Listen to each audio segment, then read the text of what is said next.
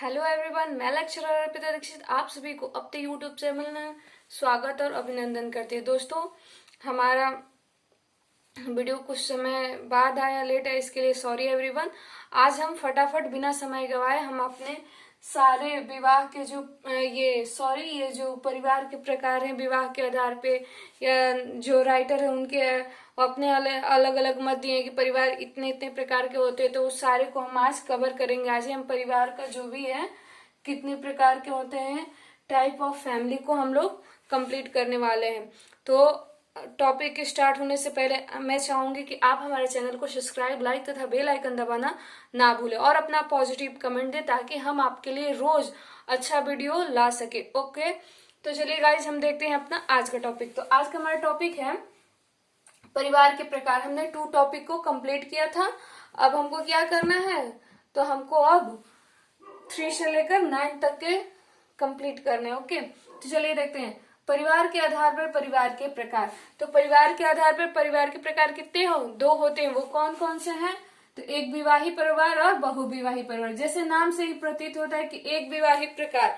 देखिए, जो एक विवाही प्रकार है ये आधुनिक सभ्य समाज में पाया जाता है। किसमें पाया जाता है? तो आधुनिक सभ्य समाज में पाया जाता है। ये हिंदू विवाह अधिनियम 1955 भी एक पति व एक पत्नी की अनुमति देता है। जो हिंदू विवाह अधिनियम है वो एक पति और एक पत्नी का ही क्या करता है? अनुमति देता है। वो किसमें आता है बताइए? तो वो एक विवाही परिवार में आता है। वो किसमें आता है? तो वो एक विवाही परिवार में। इसमें एक पत्नी और एक मतलब एक पति एक पत्नी रख सकता है और एक पत्नी एक ही पति रख सकता है। ये अधिनियम 1955 के अंतर्गत जो हमारा हिंदू विवाह अधिनियम है वो क्या करता है? अनुमति देता है। ओके, एंड नेक्स्ट बहुविवाही परिवार। अब बहुविवाही परिवार नाम से प्रतीत होता है। इसमें देखिए बहुविवाही परिवार एक पुरुष की कई औरतों से क्या कर सकता है? विवाह कर सकता है। एक पुरुष कई औरतों से क्या कर सकता है? विवाह कर सकता है।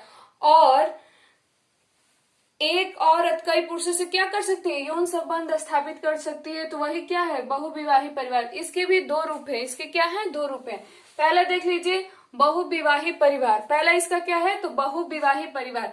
इस बहुविवाही परिवार के 2 रूप हैं, बहुपति विवाही परिवार और बहुपत्नी विवाही परिवार।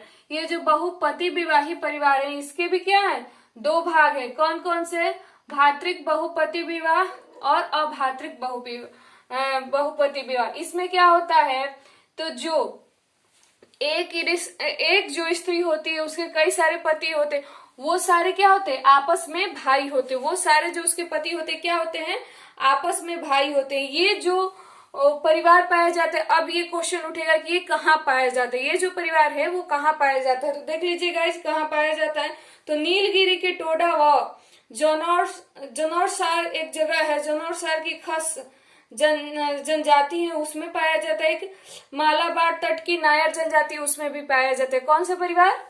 तो भातृक परिवार। मतलब एक जो पत्नी है उसके जितने पति है वो क्या होते हैं? आपस में भाई होते हैं। ओके, एंड नेक्स्ट अभातृक बहुपति विवाह। ऐसा नहीं कि एक स्त्री के जो सारे पति हैं वो आवश्यक नहीं है कि क्या वो आपस में भाई हो, लेकिन एक क्वेश्चन उठता है कि इसमें कौन सी जनजाति इस परिवार में आती है?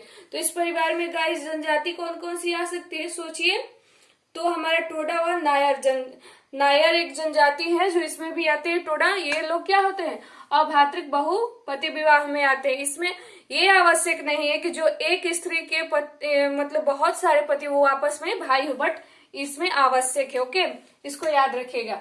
अब दूसरा क्या है? बहुपत्नी विवाही परिवार। दूसरा क्या है भाई?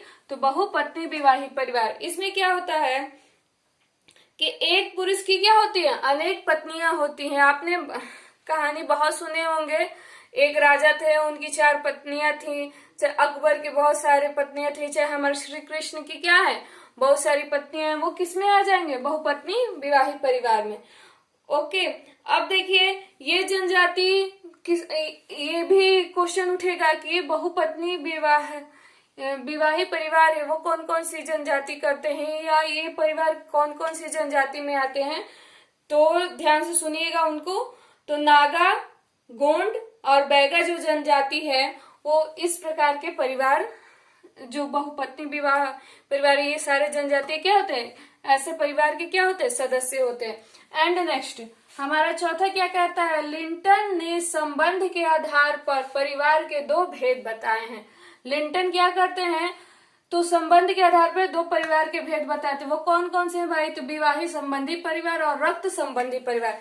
इन्होंने ये परिवार बताया है विवाह के आधार पे, कौन से, तो विवाही संबंधी परिवार और रक्त संबंधी परिवार। ओके, तो इनको देखते हैं हम लोग। विवाही संबंधी परिवार सबसे पहले देखेंगे जिसमें पति और पत्नी के बीच क्या होता है, संबंध पाए जाते हैं इनके, लेकिन जो प्रकृति होती है वो क्या होती है, अस्थायी होती है।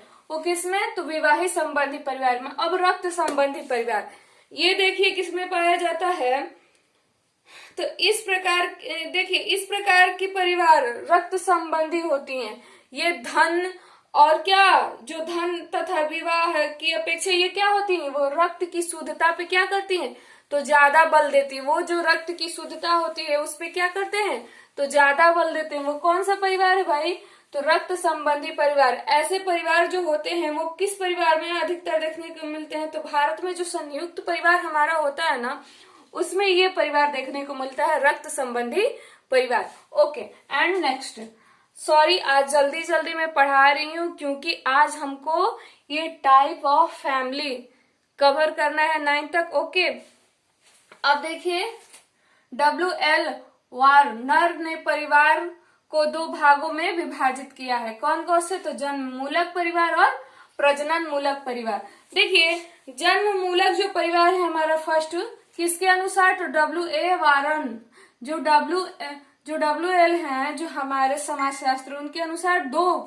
परिवार, वो परिवार के प्रकार है। उन्होंने दो भागों में क्या किया है, परिवार को विभाजित किया, एक जन्म मूलक एक प्रजनन मूलक।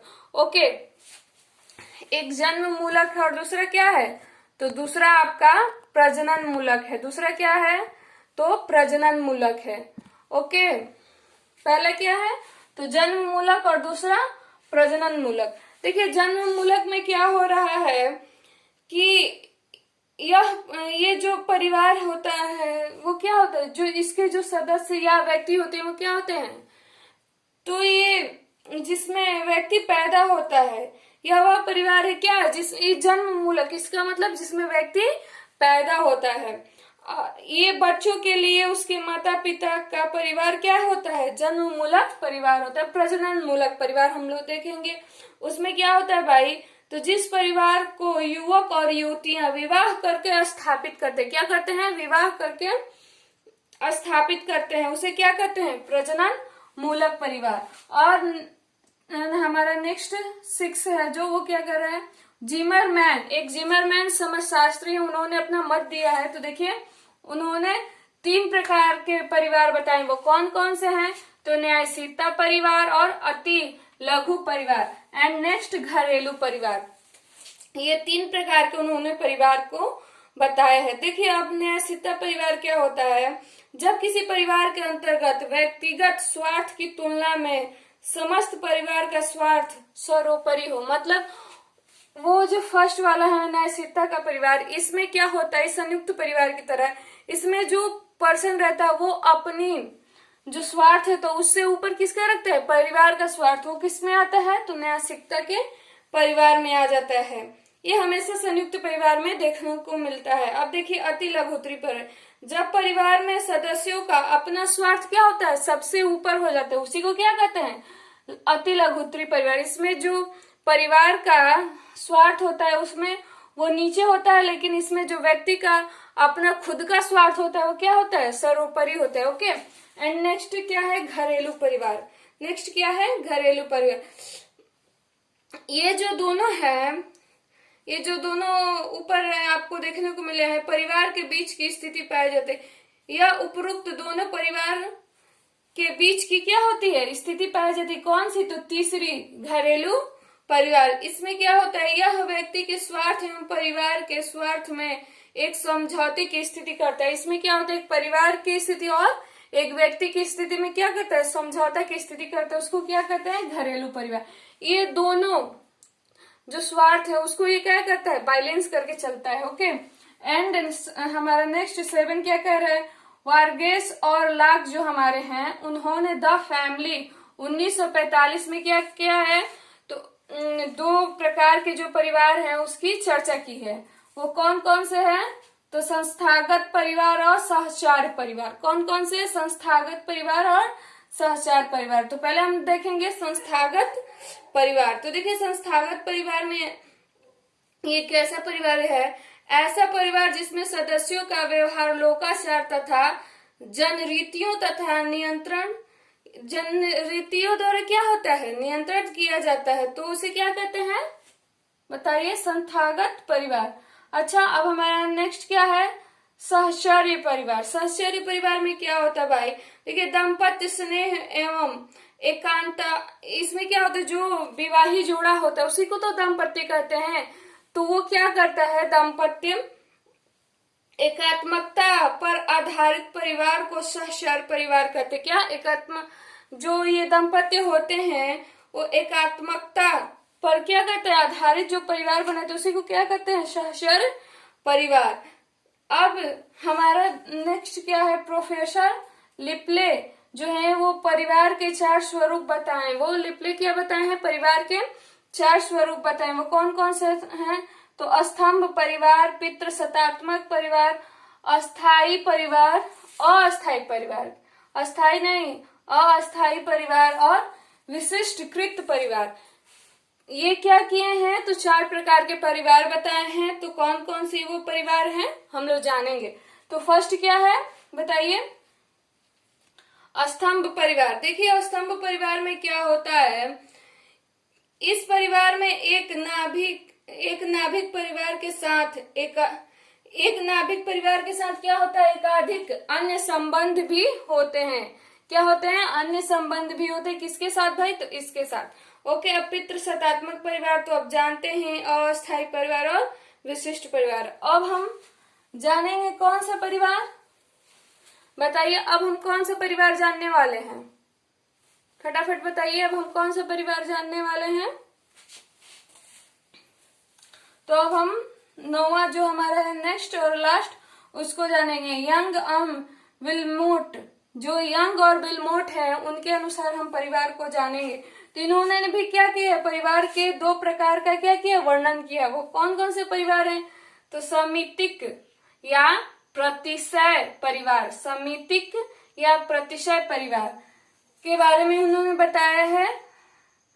और दूसरा क्या बताया, समन्वयवादी परिवार। 2 प्रकार के बारे में, समितिक या प्रतिशय परिवार और दूसरा क्या है, समन्वयवादी परिवार। 2 प्रकार के परिवार कौन बता रहे हैं, 9वां, तो यंग एवं विलमोट। आपको दिख रहे हैं ना, देख लीजिए, यंग एवं विलमोट। ये लोग क्या कर रहे हैं, तो 2 प्रकार के परिवार बता रहे हैं। तो हम लोग फर्स्ट देखेंगे, फर्स्ट क्या है आप बताइए, समितिक परिवार है ना, तो समितिक परिवार को आइए हम लोग देखते हैं। देखिए इसमें क्या होता है, पति पत्नी के युग्म से निर्मित एक ऐसा नाभिक परिवार जो अपने संबंधियों से किसी प्रकार का सहायता क्या करता है, नहीं प्राप्त करता है। अपने संबंधियों से क्या होता है, किसी प्रकार का सहायता नहीं प्राप्त करता है। वो कौन सा है, तो सममितिक परिवार। ओके, इसमें क्या होता है, वो किसी प्रकार का सहायता प्राप्त नहीं करता, ना उसकी क्या करता है, आशा भी रखता है। वो कौन सा परिवार है, तो सममितिक परिवार। यह पूर्णतः आत्मनिर्भर होता है। ये क्या होता है, पूर्णतः आत्मनिर्भर होता है। वो जो भी अपने डिसीजन है खुद लेता है। ओके, एंड नेक्स्ट क्या है, समन्वयवादी परिवार। 9वां क्या है, 9वां का दूसरा क्या कह रहे हैं, तो समन्वयवादी परिवार। यह देखिए कैसा परिवार है, एक ऐसा परिवार जिसमें पति पत्नी मिलकर अधिकांश निर्णय लेते हैं। जिसमें ये एक ऐसा परिवार जो दाम्पत्य होते हैं, जो पति पत्नी वही क्या करते हैं, अधिकांश सारे निर्णय लेते हैं, लेकिन सब नहीं, अधिकांश निर्णय लेते हैं। उसे क्या कहते हैं, तो समन्वयवादी परिवार। आज बहुत ही सुपरफास्ट तरीके से हमने परिवार के प्रकार को कवर किया है और आगे करेंगे। आपने इसको समझा और मैं थोड़ा 2 मिनट के लिए हट जाती हूँ। आप इसको स्क्रीनशॉट ले लीजिए या तो आप नोट डाउन कर लीजिए। ओके गाइज, आप हमारे चैनल को ऐसे ही अपना प्यार बनाते रहिए और अपने दोस्तों के पास प्लीज शेयर कीजिए और कमेंट, अच्छा पॉजिटिव कमेंट कीजिए। और आप अगर हमारे चैनल पे नए हैं तो उसे सब्सक्राइब करें और लाइक करें। ओके गाइज, जय हिंद एवरीवन।